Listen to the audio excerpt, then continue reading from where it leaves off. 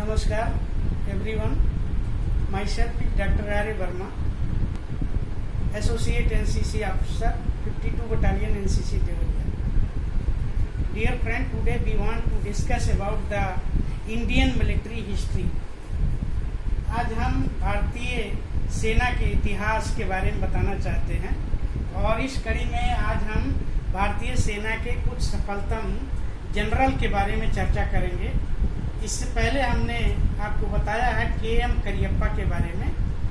भारतीय सेना में दूसरे सफलतम जनरल हैं सैम मानेकशॉ।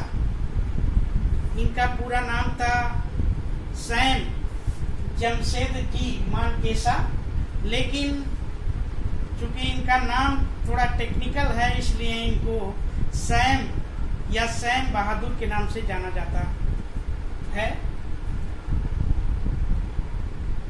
इन्होंने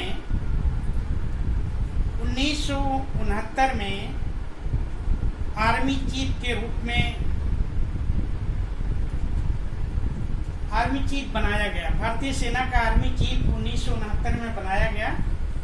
2 साल के सेवा के बाद इनकी असल परीक्षा की घड़ी 1971 में जब भारत और पाकिस्तान युद्ध हुआ, उस समय इनकी काबिलियत की परख हुई। जब पूर्वी पाकिस्तान के शरणार्थी बहुत अधिक मात्रा में भारत में आने लगे और ऐसा लगा कि अब युद्ध जरूरी हो गया है, तो उन्होंने बहुत सूझबूझ और समझ के साथ युद्ध किया और पाकिस्तान के 2 टुकड़े हो गए। आज हम पूर्वी पाकिस्तान को बांग्लादेश के नाम से जानते हैं। तो इन्होंने पाकिस्तान का बंटवारा कराया 1971 में भारत पाकिस्तान युद्ध के दौरान। इनका बहुत बड़ी भूमिका है पाकिस्तान को तोड़ने में। यद्यपि इंदिरा गांधी इस लड़ाई के दौरान मार्च में ही चाहती थी कि भारत और पाकिस्तान युद्ध हो, लेकिन इन्होंने मार्च में युद्ध करने से इनकार कर दिया। उन्होंने कहा कि इसकी वजह क्या है, तो उन्होंने बताया कि आप युद्ध जीतना चाहती हैं या केवल लड़ाई चाहती हैं। तो कहा कि नहीं, इंदिरा गांधी ने कहा कि नहीं, मैं युद्ध जीतना चाहती हूँ। तो इन्होंने कहा कि हमको 6 महीने का वक्त दीजिए और इस 6 महीने के बाद ये मैं आपको विश्वास दिलाता हूँ कि ये लड़ाई में भारत की जीत होगी। और 6 महीने तक इन्होंने अपनी सेना को लड़ाई के लिए तैयार करके और इसके बाद युद्ध हुआ और जिसमें पाकिस्तान बहुत बुरी तरह से परास्त हुआ। तो इस तरह से ये एक बहुत ही बहादुर और काबिल ऑफिसर थे, आर्मी चीफ थे। इनको 1972 में पद्म विभूषण से सम्मानित किया गया और 1973 में ये ऐसे ऑफिसर थे जिनको फील्ड मार्शल की उपाधि दी गई और 1973 में फील्ड मार्शल की उपाधि पाने के बाद ये भारतीय सेना से रिटायर हुए। तो इस प्रकार से इन्होंने बहुत अधिक योगदान दिया भारतीय सेना में।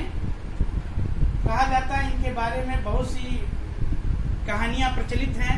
इनमें एक कहानी ये है कि जब यहाँ पर अंग्रेजों का शासन था, तो ये बर्मा में युद्ध लड़ रहे थे जापानियों के खिलाफ और एक जापानी सेनानी ने इनके सीने में 7 गोली मारी थी, जिससे इनका आंत, गुर्दा, लीवर सभी खराब हो गया था। और खराब होने के बाद सेना जब बर्मा की सेना जापानियों से पीछे हटने लगी, तो ये बताया गया कि जो भी लोग घायल हुए हैं उनको तत्काल वहीं पर छोड़ दिया जाए, क्योंकि लौटती हुई सेना के लिए यदि घायल सैनिकों को लेकर चला जाएगा तो उसकी रफ्तार धीमी हो जाएगी। ऐसे में कहा गया कि जो भी घायल सैनिक हैं उनको वहीं छोड़ दिया जाए और जो लोग सही सलामत हैं उनको वो तेजी से पीछे की ओर रिट्रीट करें। लेकिन इस दौरान इनका जो मेजर सूबेदार मेजर शेर सिंह था, वो सैम बहादुर को अपनी पीठ पर लेकर के जापानियों से युद्ध करते हुए, पीछे हटते हुए लेकर के इनको वापस आया। और जब वापस आया तो डॉक्टरों से इनका इलाज कराने की बात की गई, तो डॉक्टर देखे और उन्होंने कहा कि ये इनका इलाज करना बेकार है, इनका जीवन बचाना मुश्किल है, और उन्होंने इलाज करने से इनकार कर दिया। लेकिन शेर सिंह जो सूबेदार था, वो तुरंत उन डॉक्टरों के ऊपर अपनी रिवॉल्वर तानते हुए कहा कि मैं इस बहादुर अधिकारी को अपने कंधों पर लाद करके पीछे की तरफ चल करके काफी दूरी तक आया हूँ। यदि आप इनका इलाज नहीं करते हैं तो मैं किसी को जिंदा नहीं छोड़ूंगा। डॉक्टर अनमने मन से इनका इलाज किए, इनकी आंख को काट करके कई बार जोड़ा, और जोड़ने के बाद भी ये जिंदा बच गए।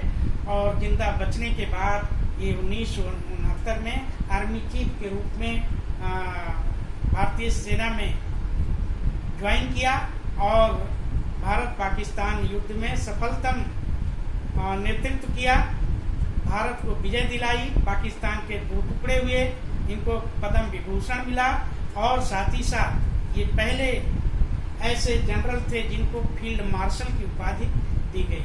तो इस प्रकार से इनका जीवन बहुत रुचिकर है और बहुत सी यातनाएं सह करके इन्होंने भारतीय सेना को एक कुशल नेतृत्व दिया। इनका योगदान भारतीय सेना के लिए सराहनीय है। Thank you.